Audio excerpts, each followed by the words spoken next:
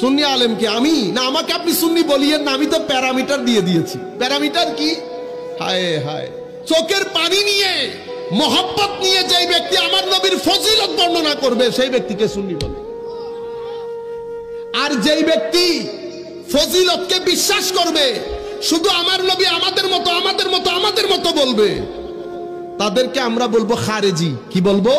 খারেজি। আমি বলি নাই, ইমাম বুখারী বলেছেন। কে বলেছে? ইমাম বুখারী। ওনার কিতাবের মধ্যে চ্যাপ্টারই এভাবে লিখেছেন, কিতাবুল খাওয়ারিজ, খারেজিদের অধ্যায়। সেই জায়গার মধ্যে কি বলা হচ্ছে? প্রথম আল্লাহর দুনিয়ার মধ্যে আমার নবীর লোকের মধ্যে প্রথম ব্যক্তি উঠে বলে আপনার বন্টন প্রক্রিয়া যথাযথ হয় না, আমার নবীর নাম নিয়ে বলেছেন। এটা দেখার পরে আমার নবীর চেহারা মুবারক পরিবর্তন হয়েছে। আমার নবী বলছে, কি বললাম তুমি? আপনি কি বললেন? আমি আমার বন্টন প্রক্রিয়া যথাযথ হয় নাই। তুমি জানো তুমি কার সাথে কথা বলছো? ইয়াতিনি খবরুস সামাই সাবাহান ওয়া মাসাআন আও কামা ক্বালা নবী সাল্লাল্লাহু আলাইহি ওয়াসাল্লাম। তো জিবরিল আমিন ওহী নিয়ে সকাল সন্ধ্যায় আমার ঘরের চৌকটে দাঁড়িয়ে থাকে। যে আল্লাহর পক্ষ থেকে আসে সেই আল্লাহ মনে করেন আমি আমিন, আমানতদার। তুমি কেমনে এই কথা বললা? আমার নবীর জজবা দেখে ফারুক আজম দাঁড়িয়ে যায়, ইয়া রাসূলুল্লাহ হুকুম দেন। এই মুনাফিকের কি বলেছে? কাফের বলে নাই। কি বলেছে? মুনাফিক। মুনাফিক মানে কি?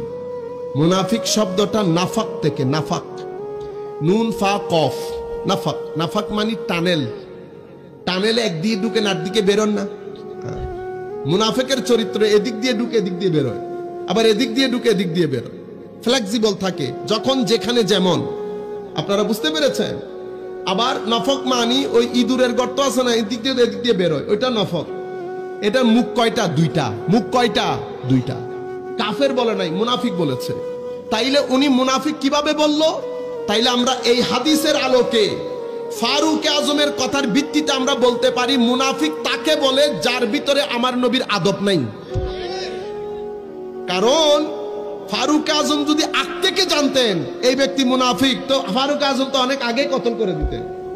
তাহলে মজলিসের মধ্যে ফারুক আজমের ফতোয়া হচ্ছে, আমার নবীকে বলছেন হুজুর অনুমতি দেন, আকতুলু, আমি কতল করি হাজাল মুনা, এই মুনাফিককে। তো এখন এটা ফারুক আজমের ফতোয়া মজলিসের মধ্যে অন দা স্পট।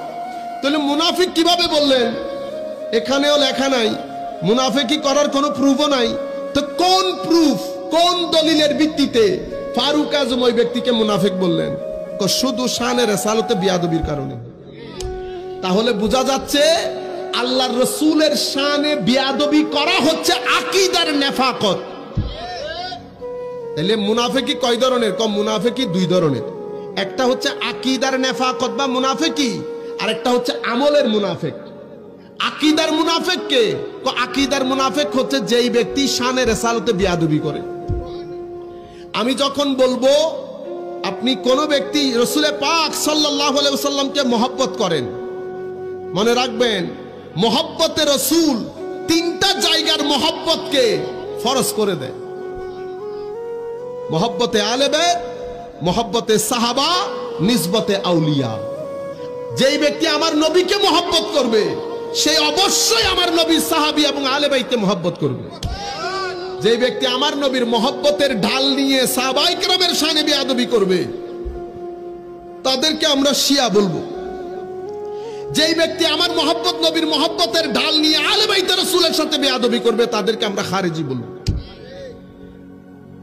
আমার নবীর মহব্বত, আলে বাইতের মহব্বত, সাহাবায়ে কেরামের তাজিম, এই তিনটা গুরুত্বপূর্ণ।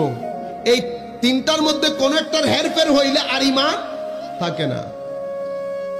চতুর্থ নাম্বার যেটা আউলিয়ায়ে কেরামের নিসবত, এটা না করলে ঈমান ধ্বংস হয় না, কিন্তু ঈমান অনিরাপত্তার মধ্যে পড়ে যায়, নিরাপত্তাহীন হয়ে যায়। কেন? কারণ আল্লাহর ওয়ালির শানে বিয়াদবি করা আর আল্লাহ তার বিরুদ্ধে যুদ্ধ ঘোষণা করা কথা এক। তো যেই ব্যক্তির বিরুদ্ধে আল্লাহ যুদ্ধ ঘোষণা করবে সে দুনিয়াতে থাকা অসম্ভব। আপনি ঈমানের কথা বলতেছেন, কিন্তু আমরা শরীয়তের হেরফেরের জন্য কি বলেছি? ঈমান অনিরাপদ হয়ে যায়। আপনারা বুঝতে পেরেছেন? তো ফারুক আজম বলেছে তাহলে আকীদার মুনাফিককে, আকীদার মুনাফিক হচ্ছে যেই ব্যক্তি শানে রিসালতে বেয়াদবি করে। কম করলে কম মুনাফিক, মাঝারি করলে মাঝারি মুনাফিক, বেশি করলে বেশি মুনাফিক। আর যদি গুস্তাখি, উলামায়ে কেরাম যেটাকে গুস্তাখি বলেছে, অতটুকুন যদি চলে যায় তাহলে তো জাহান্নামের কুকুরে পরিণত হয়েছে। আপনারা বুঝতে পেরেছেন? কিন্তু আপনি যদি কম করেন তাইলে, যেমন আমলের মুনাফিক কারা? আমার নবী বলছে 4 কাজ, 4 আমল, 4 চরিত্র যার ভিতরে আছে, কানা মুনাফিকান খালেসা, এ তো নিরেট খাঁটি মুনাফিক। কে? কথা বললে মিথ্যা বলে, ওয়াদা করলে ভঙ্গ করে, আমানতের খেয়ানত করে, এবং পারস্পরিক ঝগড়া হলে অশ্রাব্য ভাষায় গালিগালাজ করে। এরে কি বলে? মুনাফিক। তো এই 4টা বিষয় আমরা সবাই খেয়াল করি আমাদের মধ্যে জিনিসগুলো আছে কিনা। খাটের মধ্যে যখন লম্বা শুয়ে যাব, মুনাফিক হয়ে যাব আমরা। আল্লাহর দরবারে দোয়া করি আল্লাহ যেন আমাদেরকে সত্য কথা বলার তৌফিক দান করেন, মিথ্যা থেকে দূরে রাখেন, খেয়ানত থেকে যেন দূরে রাখেন। গালিগালাজ করবেন না। গালিগালাজ করে বেগাইরত লোক, গালিগালাজ করে বেহায়া লোক, হায়াদার মুসলমান, আমার আল্লাহর নাম নেই, রসুলের নাম নেই, এমন ব্যক্তি কখনো জবান দিয়ে গালি দিতে পারে না। সুতরাং গালি দেবেন না। আমার নবী বলেছেন গালি এটা ফাহেসাতের অন্তর্ভুক্ত, সুতরাং গালি দিয়েন না। তো এই কাজগুলা যারা করে, 4টা করলে একেবারে নিরেট মুনাফিক। 4টা থেকে যদি একটাও থাকে, আমার নবী বলছে তার ভিতরে মুনাফিকের একটা আলামত আছে। নাউজুবিল্লাহ বলেন। আর এটা তো আমলের মুনাফিক। তাইলে আকীদার মুনাফিক আর আমলের মুনাফিক বুঝতে পেরেছেন তো? আকীদার মুনাফিক কে? যে আমার নবীর শানে বেয়াদবি করবে। নবীর শানে বেয়াদবি করলে কি বোঝা যায়? জি বোঝা যায়। কেমনে?